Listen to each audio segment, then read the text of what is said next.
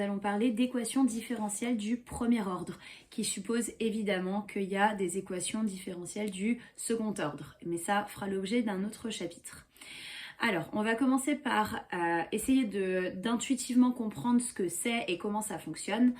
Après, on verra une méthode par résolution graphique qui va être assez approximative, mais qui fait partie intégrante du programme. Et on terminera bien sûr par une résolution par le calcul avant de finir par un cas particulier qu'il faudra savoir appliquer évidemment. Alors, la notion d'équation différentielle. On reconnaît le mot équation, évidemment, c'est une équation.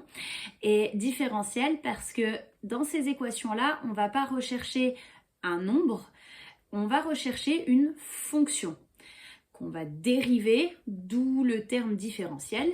Et donc, une équation différentielle, ça va être une équation dans laquelle on est en train de chercher l'expression de la fonction et on va avoir dans notre équation la dérivée qui va apparaître également. Donc, par exemple, f' de x égale 5, j'ai bien une équation, il y a bien une égalité avec une inconnue, la fonction f, et il y a bien sa dérivée f' qui intervient dans l'équation.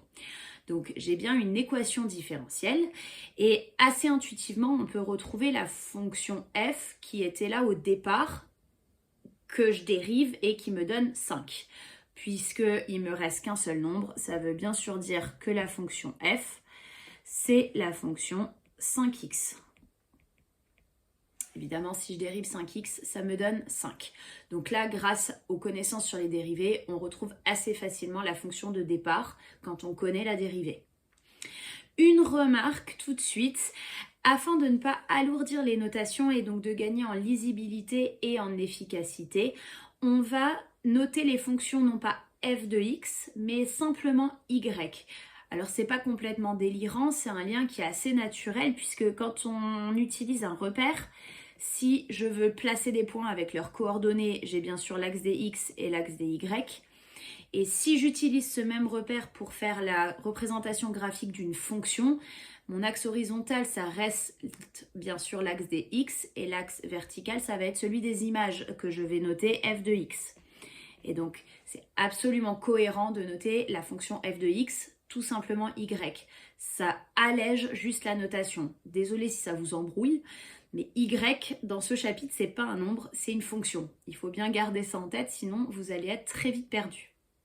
Ça veut dire qu'en fait, dans mon exemple au-dessus, j'aurais pu noter, au lieu de f' de x égale 5, j'aurais pu noter y' égale 5.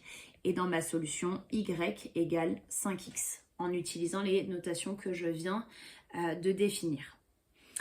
Un autre exemple, une solution de l'équation différentielle y' égale moins 3x. Donc je veux une fonction dont la dérivée est moins 3x. Si dans ma dérivée j'ai du x, ça veut dire que la fonction de départ, elle contient du x carré. Donc je vais la construire, je veux du x carré. Puisque la dérivée c'est moins 3x, il me faut un coefficient moins 3. Et le plus simple, c'est probablement de dériver cette fonction-là pour voir ce qu'il manque pour avoir la bonne fonction. Donc je me mets de côté, je dérive cette fonction moins 3 fois 2x, qui me donne donc moins 6x.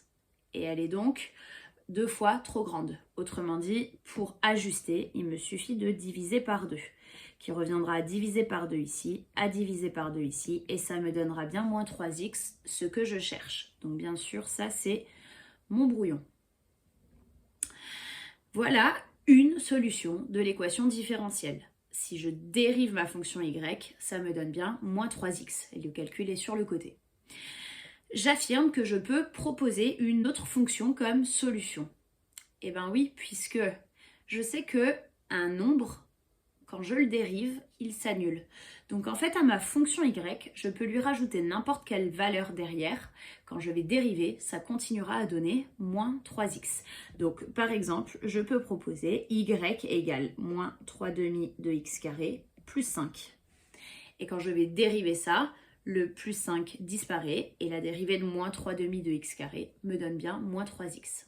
On remarque donc qu'une équation différentielle possède une infinité de solutions, puisqu'à la place de mon plus 5, je peux mettre n'importe quelle valeur. C'est vrai à condition que je n'impose pas une contrainte à la solution. Donc je reviens sur mon exemple, j'ai toujours l'équation différentielle y' égale moins 3x, donc ça ne change pas de tout à l'heure. Et cette fois-ci, j'impose que y de 2 soit égal à 5. Donc on avait trouvé comme solution moins 3 demi de x carré plus un nombre. Donc plus une constante. Je note donc petit c ce nombre-là, qui peut être n'importe lequel en réalité. Et je vais utiliser cette contrainte-là. Donc je calcule y de 2. Ça me donne donc moins 3 demi fois 2 au carré plus n'importe quelle constante. Et je veux que ce soit égal à 5. J'ai donc une simple équation à résoudre. Ici, j'ai un 2 au carré qui se simplifie avec le divisé par 2. Moins 3 fois 2, ça fait moins 6, plus la constante égale 5, ce qui veut dire que la constante est égale à 11. Autrement dit, la seule solution de l'équation différentielle qui, en 2, prend la valeur 5, c'est la fonction y qui est égale à moins 3 demi de x carré plus 11. Et c'est la seule solution qui colle avec ma condition initiale, le y de 2 égale 5. Alors, juste une petite remarque pour donner un peu de contexte. Les équations différentielles, elles sont particulièrement utiles en mécanique. Elles permettent de retrouver l'expression de la vitesse d'un objet en chute libre dans l'air, par exemple, ou le déplacement d'une masse au bout d'un ressort. Vous avez probablement vu en physique déjà que si la position, on la note avec la fonction x, puisque l'objet se déplace, donc il est à différentes positions, sa dérivée x point en physique, nous on le noterait x' en maths, ça va être sa vitesse, et la dérivée seconde, si on dérive la dérivée, que nous on noterait x'', c'est ce qu'on appelle l'accélération en physique. Donc avec ces notations-là, on a des liens entre l'accélération, la vitesse et la position d'un objet, et ça nous permet de retrouver l'un et l'autre en résolvant les équations différentielles. Donc ça, voilà, c'était juste pour donner un petit peu de contexte. Et je précise que dans ce premier chapitre, on n'étudie que les équations les plus simples, entre guillemets. C'est les équations du premier ordre, donc où on a de la dérivée, la fonction et un résultat.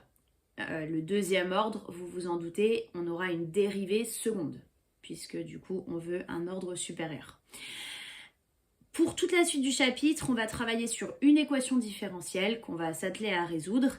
Et donc, je choisis comme équation différentielle, grand E, y' moins 2y égale x exponentielle x et y de 0 égale 1.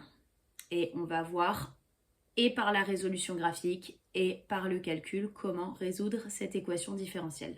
Puisque là, évidemment, intuitivement, c'est difficile de trouver une fonction qui fonctionne, pour le coup.